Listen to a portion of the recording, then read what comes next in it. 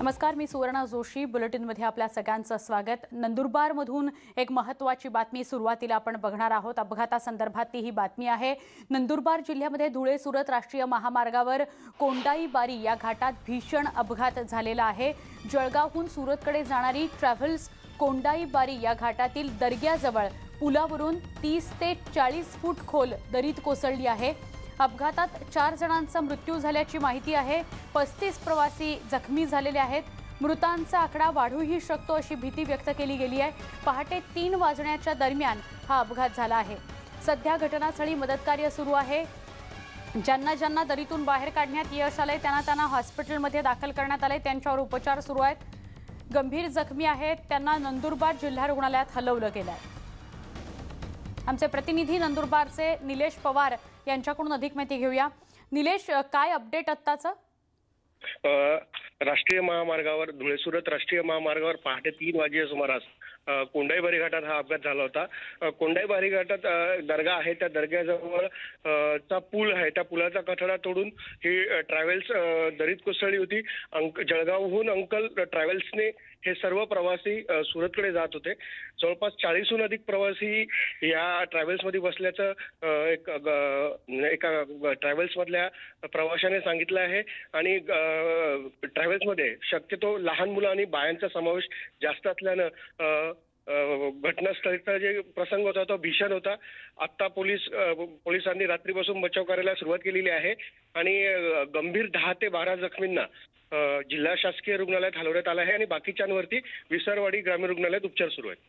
नक्की, धन्यवाद माहिती दिल्याबद्दल निलेश.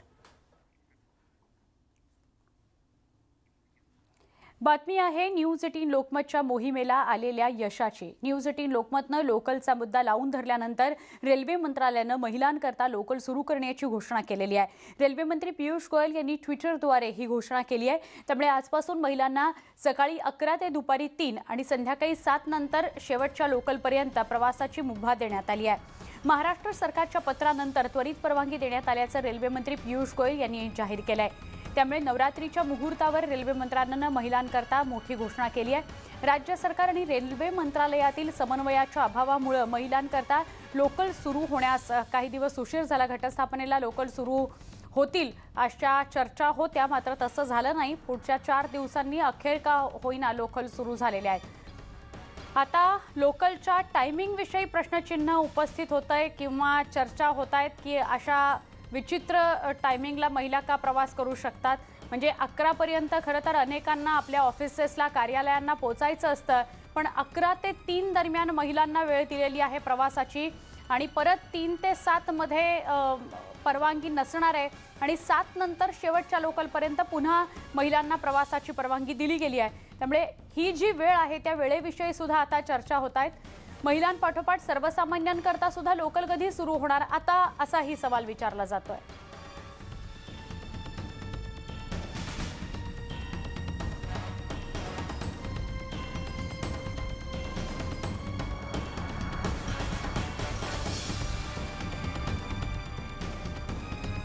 मध्य रेल्वेच्या जनसंपर्क अधिकाऱ्यांनी या सगळ्याविषयी काय प्रतिक्रिया दिली आपण पाहणार आहोत. आनंद होत आहे की उद्यापासून मुंबई उपनगरीय ट्रेनमधून जे आहेत सर्व महिला प्रवासी सकाळी 11 वाजल्यापासून दुपारी 3 वाजेपर्यंत आणि संध्याकाळी 7 वाजल्यापासून जे आहे दिवस अखेरपर्यंत प्रवास करू शकतात. यामध्ये रेल्वेची जी तयारी आहे ही पहिल्यापासूनच होती. यामध्ये गेल्या आठवड्यामध्ये ज्या आमच्या सेवा होत्या या पश्चिम आणि मध्य रेल्वेच्या उपनगरी नेटवर्कवरती एकूण 987 होत्या. यामध्ये पश्चिम रेल्वेनी काही सेवा वाढवल्या, मध्य रेल्वेने काही सेवा वाढवल्या आणि आजच्या तारखेला जे आहे उपनगरी नेटवर्कवरती एकूण 1406 एवढे सेवा ज्या आहेत त्या आपण देत आहोत. राज्य सरकारने ठरवलेल्या कमी गर्दीच्या वेळेत QR कोडची तपासणी केली जाणार नाहीये. आपण ग्राफिक्सच्या माध्यमातून नजर टाकूया. आजपासून महिलांकरता लोकल सुरू होत आहेत त्याचे अपडेट्स आपण घेऊया. SOP महिलांच्या प्रवासाकरताची जाहीर झालेली आहे. कमी गर्दीच्या वेळेत QR कोडची तपासणी केली जाणार नाहीये. सकाळी 11च्या आत आणि दुपारी 3 ते 7 या वेळेत मात्र प्रवास करणाऱ्या प्रवाशांचे QR कोड तपासले जाणार आहे. मध्य रेल्वे 706 तर पश्चिम रेल्वे 704 अशा एकूण 1410 लोकल चालवल्या जाणार आहेत। या व्यतिरिक्त इतर म्हणजे पुरुष प्रवाशांनी प्रवास न करण्याचं रेल्वेने आवाहन केलेलं आहे। महिलांसाठी लोकल सुरू झाल्यानंतर महिलांनी काय प्रतिक्रिया दिल्या तेही जाणून घेऊयात। करायचं तर तुम्ही सकाळपासूनच करा, नाहीतर त्याचा दुसरा काहीतरी पर्याय काढा। सगळ्यांनाच त्रास होतो आहे, असं काही नाही। आता सिच्युएशन खूप हे झालेलं आहे, सगळ्यांनाच खूप त्रास होतो आहे। महिला म्हणा किंवा पुरुष म्हणा, सगळ्यांनाच त्रास होतो आहे। त्याच्यावर काहीतरी उपाय काढा लवकरात लवकर। आणि 11 ते 3 पर्यंत कुठल्याच महिला कधी कामाला जात नाही। सकाळचा कामाचा टायमिंग सकाळचा 9 ते 8चा, सकाळी 11 ते 3 पर्यंत काय करणार म्हणून याच्यावर काहीतरी उपाय काढा, बाकी काही। आपल्यासोबत अजूनही महिला आहेत, मला सांगा तुमचं काय म्हणणं आहे? गाड्या सकाळ चालूच ठेवा। बाकीचे लोक बी सकाळी त्यांच्या बी घरामध्ये बायका पोऱ्या सकाळची मारतात, गाड्या चालू कराव्यात, आमची एक विनंती आहे। आपल्यासोबत काही महिला आहेत, मला सांगा तुमचं काय म्हणणं आहे? चालू रखो, अभी 11 बजे से चालू रहेगा तो कुछ मतलब नहीं है, पूरा दिन चालू रखो ट्रेन। अभी 8 महीने से सब पब्लिक हैरान हो रही है, अभी पूरा दिन चालू करो ट्रेन, तो अच्छा है सबके लिए। सब पब्लिक हैरान है। आता थोडं दौऱ्यांविषयी बोलूया। दौऱ्यांमध्ये जे आरोप प्रत्यारोप होत आहेत त्याच्याविषयी बोलूया। विरोधी पक्षनेते देवेंद्र फडणवीस यांच्या दौऱ्याची बातमी, शेतकऱ्याला महाणे नाही तर मदत द्या असा थेट इशारा विरोधी पक्षनेते देवेंद्र फडणवीसांनी दिला। मुख्यमंत्री उद्धव ठाकरेंच्या सोलापूर दौऱ्याचं फलित काय, त्यांना मदत मिळाली का असा सवाल सुद्धा त्यांनी केला। इतके दिवस मी राजकीय बोलण्याचं टाळलं, पण तुम्ही राजकीय बोललात तर मीही राजकीयच बोलणार असं ते मुख्यमंत्र्यांना उद्देशून म्हणाले। केवळ राजकारण करायचं आणि सगळ्या गोष्टी केंद्र सरकारकडे, मी जाणीवपूर्वक सांगतो, केंद्र सरकार निश्चित मदत करेल। आणि यापूर्वीच्या यूपीएच्या सरकारने जी काही मदत केली त्यापेक्षा जास्त मदत केंद्र सरकार निश्चितपणे करेल। माननीय पंतप्रधान अतिशय संवेदनशील आहेत आणि त्या संदर्भात कोणी काळजी करण्याचं कारण नाहीये। पण पहिल्यांदा आपण काय करणार आहोत हे निश्चितपणे या ठिकाणी सांगण्याची आवश्यकता आहे।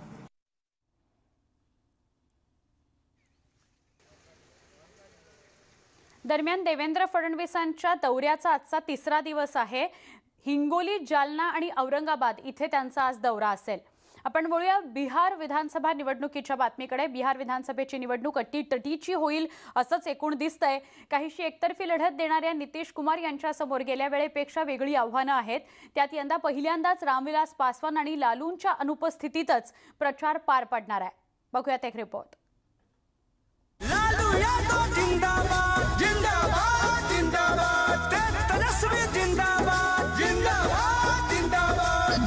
बच्चा बोला तू बिहार बड़ुए, जनता के है पुकार बड़ुए। बिहारची यंदाची निवडणूक 2 दिग्गज नेत्यांच्या अनुपस्थितीत लढली जाते।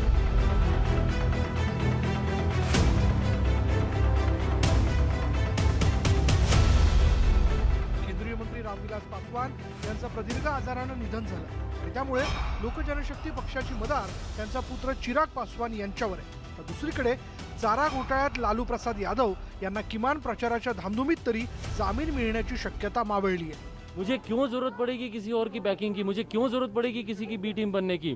लोक जनशक्ति पार्टी अपनी आइडियोलॉजी के साथ हम लोग चुनाव लड़ रहे हैं, चुनाव जीतेंगे। जो लोग डरते हैं मुख्यमंत्री जी, इसीलिए वो इस तरीके का भ्रम फैला रहे हैं। मैं बता दूं मुख्यमंत्री जी को भी कि हम लोग जनता दल यूनाइटेड से ज़्यादा सीटों पर चुनाव लड़ रहे हैं और उनसे ज़्यादा सीटें हम लोग जीत कर आएंगे।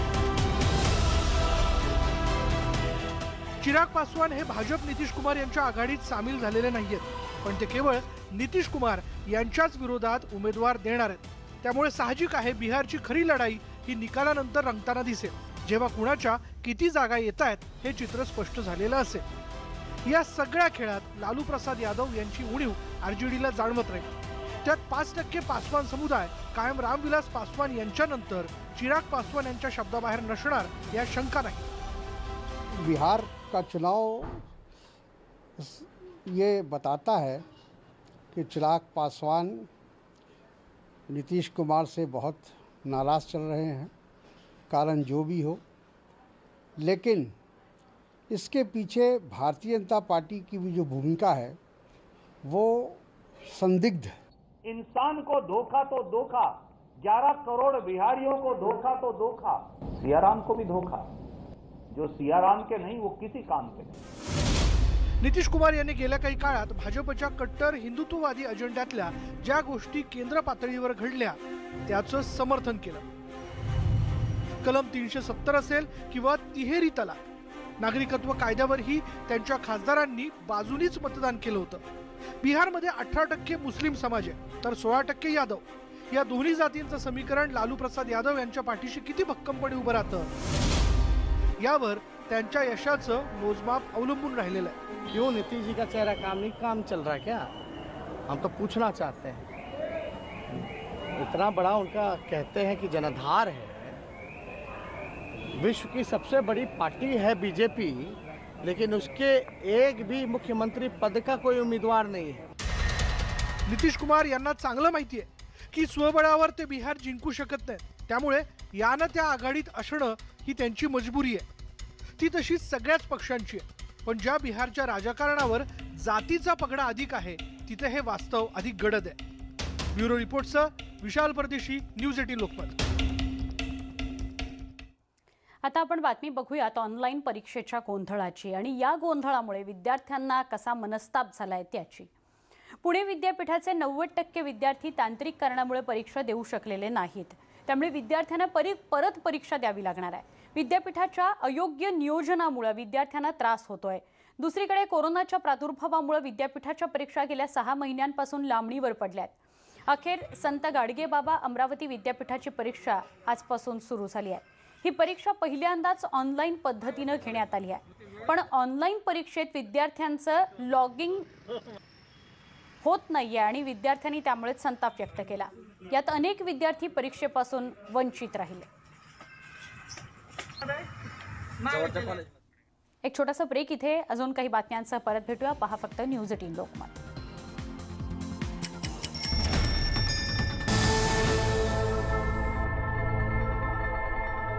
बुलेटिनमध्ये स्वागत। शारदीय नवरात्रोत्सवाच्या 4थ्या दिवशी करवीर निवासिनी अंबाबाईची ओंकार रूपिणी स्वरूपामध्ये पूजा बांधण्यात आली। चतुर्थीला करवीर निवासिनी आपल्या व्यापक स्वरूपामध्ये विराजमान आहे। ही पूजा श्री मकरंद मुनीश्वर आणि माधव मुनीश्वर यांनी बांधली।